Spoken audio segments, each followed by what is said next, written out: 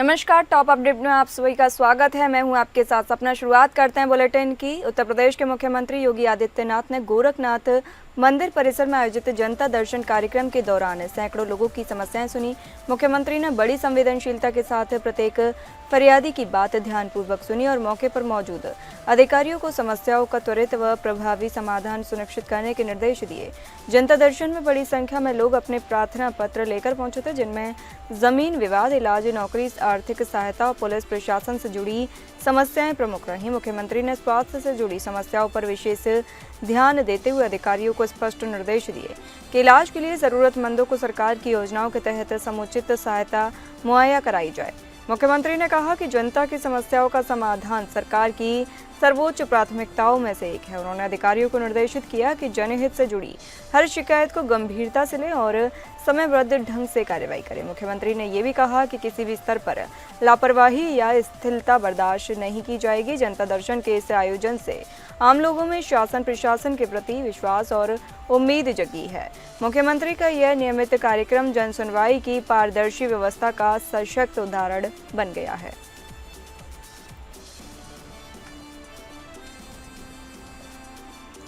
धर्मांतरण केस में बड़ा खुलासा हुआ है। अब्दुल रहमान ने मुस्तफाबाद के घर को सेफ हाउस बनाया था। मास्टरमाइंड रहमान घर में घूमने जाने की बात कहकर कश्मीर और पश्चिम बंगाल जाता था। बेटे भी उसका साथ देते थे। दिल्ली के पुराना मुस्तफाबाद में धर्मांतरण गिरोह के मास्टरमाइंड अब्दुल रहमान ने अपने घर को युवतियों के लिए सेफ हाउस बनाकर रखा था। अलग अलग इलाकों से आने वाली युवतियों को अपने पास रखता था। पुलिस की पूछताछ में पता चला कि पत्नी और बेटों को उसके काम के बारे में पूरी जानकारी थी। पकड़े गए बेटे पिता के बारे में ज़्यादा कुछ नहीं बता रहे हैं। यही कह रहे हैं कि पिता घूमने जाने की कहकर कश्मीर, पश्चिम बंगाल, नेपाल और भूटान गए थे। वह जेल में निरुद्ध कलीम सिद्दीकी की कमान संभाल रहे थे, उसकी पुस्तकें वितरित करते थे। पुलिस ने धर्मांतरण के मामले में मूल रूप से फिरोजाबाद के रामगढ़ निवासी अब्दुल रहमान उर्फ महेंद्र पाल को गिरफ्तार किया था। वहीं बुधवार को उसके दो बेटे अब्दुल्ला और अब्दुल रहीम को गिरफ्तार किया। पुलिस ने तीनों से अलग अलग पूछताछ की। उत्तर प्रदेश के ऊर्जा मंत्री अरविंद कुमार शर्मा ने बुधवार को लखनऊ के शक्ति भवन में आयोजित समीक्षा बैठक में बिजली विभाग के अधिकारियों को जमकर फटकार लगाई। बिजली आपूर्ति की बदहाल स्थिति और जनता की शिकायतों से नाराज मंत्री ने अधिकारियों पर फर्जी डाटा पेश करने का आरोप लगाया। उन्होंने कहा कि आप लोग एसी कमरों में बैठकर झूठी रिपोर्ट बनाते हैं, जबकि जमीनी हकीकत बिल्कुल अलग है। जनता और जनप्रतिनिधि हमें और सरकार को गालियां दे रहे हैं और आप कहते हैं कि सब ठीक है। बैठक में ऊर्जा मंत्री ने यूपी पावर कॉरपोरेशन लिमिटेड के चेयरमैन आशीष गोयल सहित सभी कार्यकारी अभियंताओं को आड़े हाथों लिया। शर्मा ने कहा कि हाल ही के दिनों में उनके कई जिलों के दौरों के दौरान बिजली आपूर्ति की स्थिति बेहद खराब पाई गई। मेरी मौजूदगी में ट्रांसफार्मर जल रहे हैं, पूरे गांव की बिजली काट दी जा रही है। जो उपभोक्ता समय पर बिल भरते हैं उनकी क्या गलती? उन्होंने सवाल उठाया। मंत्री ने यह भी कहा कि बिजली विभाग पुलिस से भी बदतर काम कर रहा है।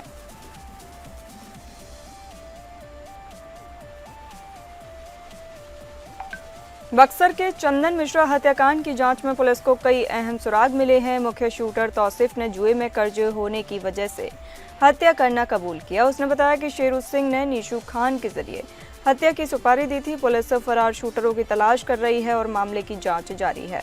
राजधानी पटना के पारस अस्पताल में हुए गैंगस्टर चंदन मिश्रा हत्याकांड में मुख्य शूटर तौसीफ उर्फ बादशाह की गिरफ्तारी के बाद नए खुलासे हो रहे हैं। इस केस में अब एक और नया खुलासा हुआ है। अस्पताल में इलाज करा रहे गैंगस्टर चंदन मिश्रा को 28 गोलियां मारी गई थी। इस हत्याकांड में शामिल हर शूटर को 5-5 लाख रुपए मिलने थे, लेकिन पकड़े जाने से पहले किसी को कोई पैसे नहीं मिले। पुलिस पारस अस्पताल हत्याकांड में फरार शूटरों की तलाश कर रही है, साथ ही पूछताछ के आधार पर केस की जांच को भी आगे बढ़ा रही है।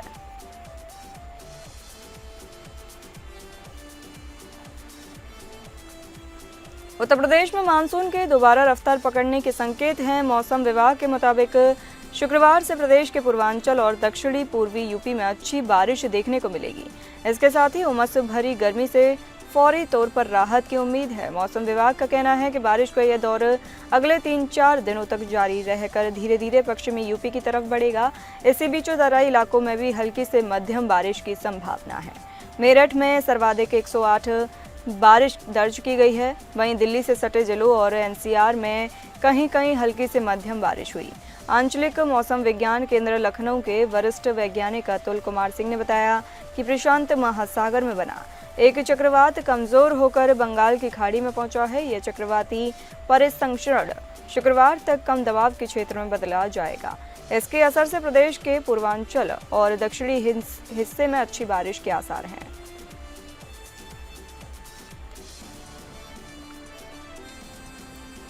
इसरो 23 जुलाई को नासा के साथ मिलकर दुनिया का सबसे महंगा निसार उपग्रह लॉन्च करेगा। निसार दुनिया का सबसे महंगा पृथ्वी अवलोकन उपग्रह है, जिसकी कीमत 1.5 अरब अमेरिकी डॉलर है।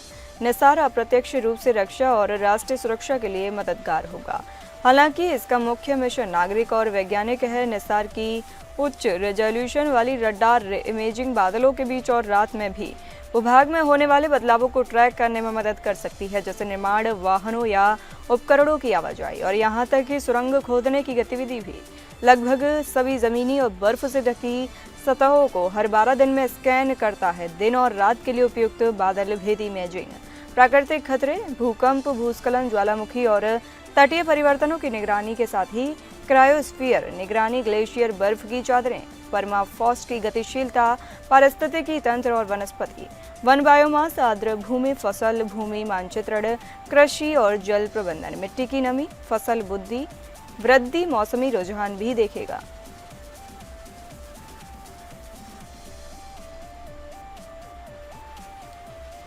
अफजलगढ़ के मोहल्ला नायक सराय में 2 बच्चों के झगड़े ने हिंसक रूप ले लिया। मारपीट में 52 वर्षीय मोहम्मद रफीक की मौत हो गई, जबकि 2 बच्चे घायल हो गए। बिजनौर जनपद में अफजलगढ़ के मोहल्ला नायक सराय में सोमवार को 2 बच्चों के बीच हुआ मामूली झगड़ा देखते ही देखते बड़े बवाल में बदल गया। विवाद के बाद दोनों पक्षों के करीब 8 से 10 लोग आमने सामने आ गए और जमकर मारपीट और पथराव किया। झगड़े में एक पक्ष के मोहम्मद रफीक को सिर में ईंट लगने से गंभीर चोट आई। उन्हें तत्काल सीएचसी ले जाया गया, जहां डॉक्टरों ने उन्हें मृत घोषित कर दिया। झगड़े में रफीक के बेटे मोहम्मद फैज और मोहम्मद कैफ भी घायल हो गए। यह पूरा विवाद मोहल्ले में रहने वाले मोहम्मद अरहम पुत्र रफीक और सोनू पुत्र मुस्तफ़ा के बीच हुए खेल में झगड़े के बाद शुरू हुआ। बाद में मुस्तफ़ा, शाहिल और उनके परिजनों के साथ रफीक व उनके परिवार के बीच भी कहासुनी मारपीट में बदल गई। सूचना पर पहुंचे सीओ राजेश सिंह सोलंकी और थाना अध्यक्ष सुमित राठी ने सीएचसी पहुंचकर पूरे घटनाक्रम की जानकारी ली। सीओ ने बताया कि रफीक का शव पोस्टमार्टम के लिए भेज दिया है और मामले की जांच जारी है।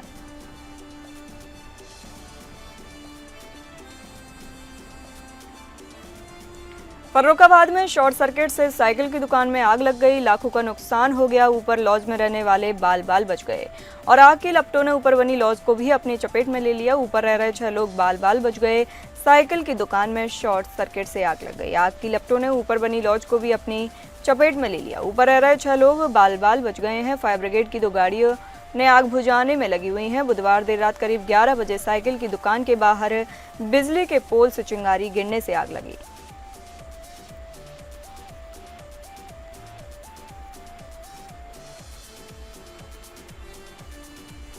शिवरात्रि के पावन अवसर पर गंगाजल लेकर लौट रहे 4 युवकों की बाइक को एक तेज रफ्तार ट्रक ने टक्कर मार दी। यह हादसा मुरादाबाद के कोतवाली बिलारी क्षेत्र में मलकुला रोड पर हुआ।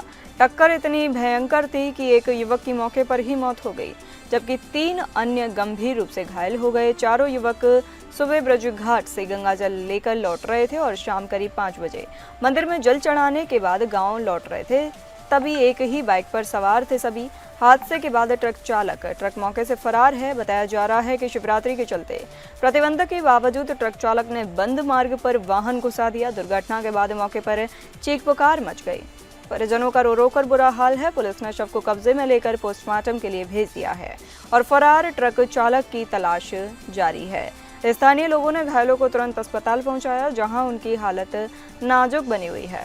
पुलिस आसपास के सीसीटीवी फुटेज खंगाल रही है ताकि ट्रक और चालक की पहचान हो सके।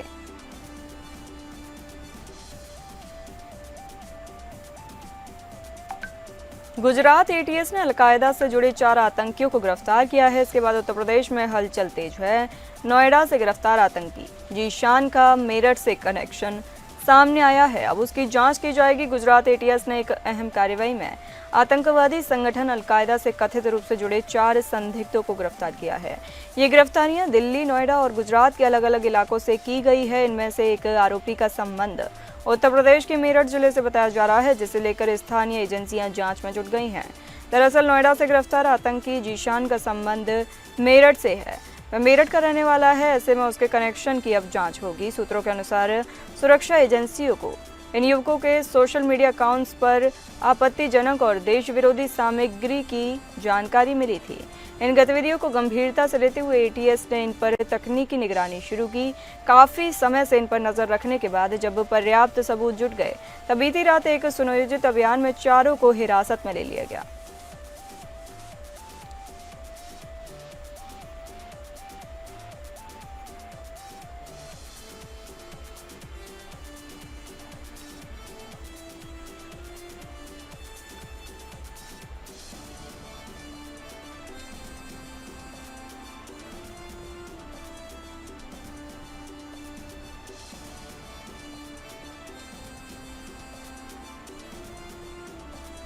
स्मृति ईरानी ने राजनीति से थोड़ी दूरी बनाते हुए टीवी की दुनिया में वापसी की है। एक इंटरव्यू में उन्होंने अमेठी में राहुल गांधी को हराने का दावा किया। उन्होंने अमेठी की हार पर दुख जताया, लेकिन अपने काम पर संतोष व्यक्त किया। भाजपा की नेता और पूर्व केंद्रीय मंत्री स्मृति ईरानी आजकल सियासत से थोड़ी दूर नजर आ रही हैं। वैसे बीच टीवी सीरियल की उस पुरानी दुनिया में व्यस्त हैं जिसने उन्हें घर घर तक लोकप्रिय बना दिया। मीडिया को दिए एक इंटरव्यू में ईरानी ने अपनी राजनीति और अमेठी को लेकर बातचीत की। उन्होंने अपने राजनीतिक रिटायरमेंट से लेकर अमेठी चुनाव में हार मिलने तक की वजह की चर्चा की। फायर ब्रांड नेता स्मृति ने इंटरव्यू में दावा किया कि अगर राहुल गांधी अमेठी से चुनाव लड़े होते तो वह उन्हें हरा देती। उन्होंने अमेठी से हार पर भी दुख जाहिर करते हुए कहा कि अगर मैंने काम नहीं किया होता और लोग कहते कि मैंने अपने वादे नहीं निभाए तो मुझे ज़्यादा दुख होता, लेकिन मैंने जो कर सकती थी मैंने वो किया।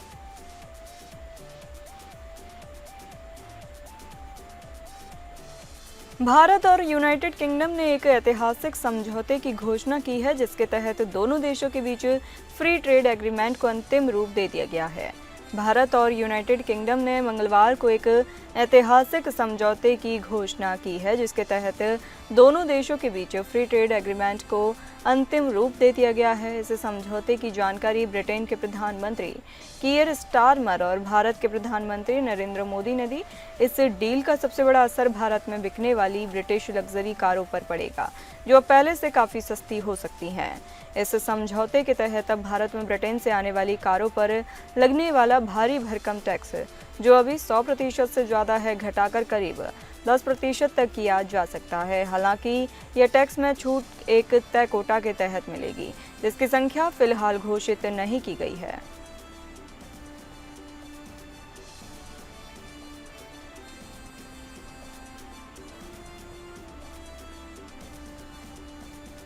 रूस से एक बेहद चिंताजनक खबर सामने आ रही है। अंगारा एयरलाइंस का एक यात्री विमान उड़ान भरने के कुछ समय बाद रडार से गायब हो गया है। विमान में 50 यात्री सवार थे, जिनमें कुछ बच्चे भी शामिल बताए जा रहे हैं। इससे मॉस्को में खलबली मची हुई है। रिपोर्ट्स के मुताबिक प्लेन ने इर्कुत्स्क शहर से उड़ान भरी थी और उसे याकुत्स्क पहुंचना था, लेकिन उड़ान भरने के कुछ समय बाद ही एयर ट्रैफिक कंट्रोल से उसका संपर्क टूट गया।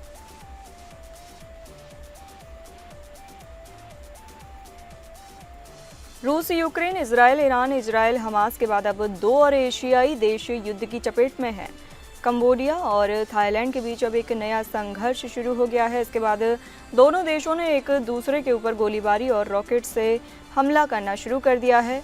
एक रिपोर्ट के अनुसार इस बीच कंबोडिया के हमले में थाईलैंड का एक गैस स्टेशन तबाह हो गया है।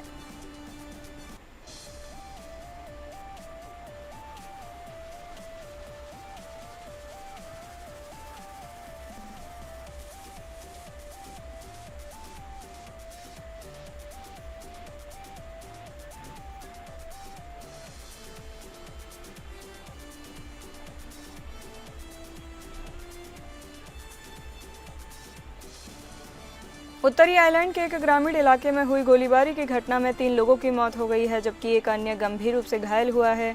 पुलिस और एम्बुलेंस सेवा ने बुधवार को इस घटना के बारे में जानकारी दी।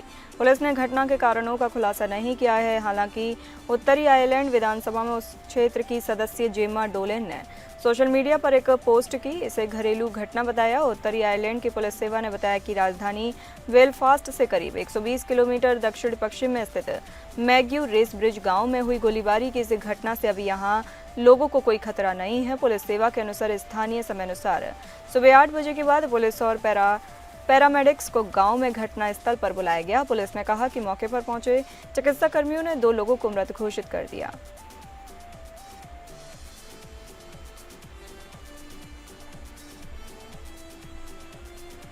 अमेरिका के राष्ट्रपति डोनाल्ड ट्रंप ने प्रवासियों के बच्चों को मिलने वाले जन्मजात नागरिकता के अधिकार को फिलहाल खत्म नहीं कर पाया है। अमेरिका की एक संघीय अपीलीय अदालत ने बुधवार को उनके इस फैसले को असंवैधानिक ठहरा दिया है। कोर्ट ने अपने फैसले में कहा कि अमेरिका में जन्म लेने पर स्वतः नागरिकता मिलने के अधिकार को समाप्त करने की कोशिश संविधान के खिलाफ है।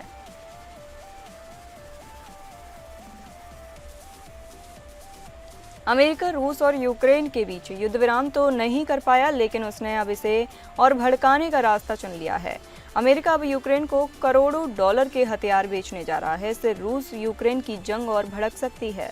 अब तक रूस के राष्ट्रपति पुतिन को युद्ध विराम के लिए मनाने की कोशिश में लगे डोनाल्ड ट्रंप ने नई चाल चल दी है। ऐसा करके एक तरह से अमेरिका ने भी रूस से रार ठान ली है।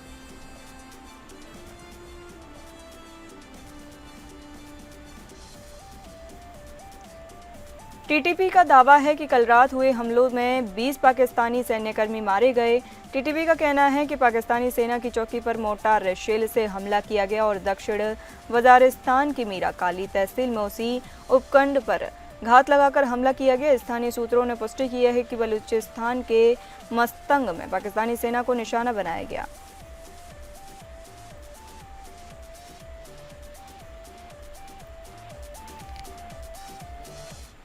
फिलहाल इस बुलेटिन में इतना ही। नमस्कार।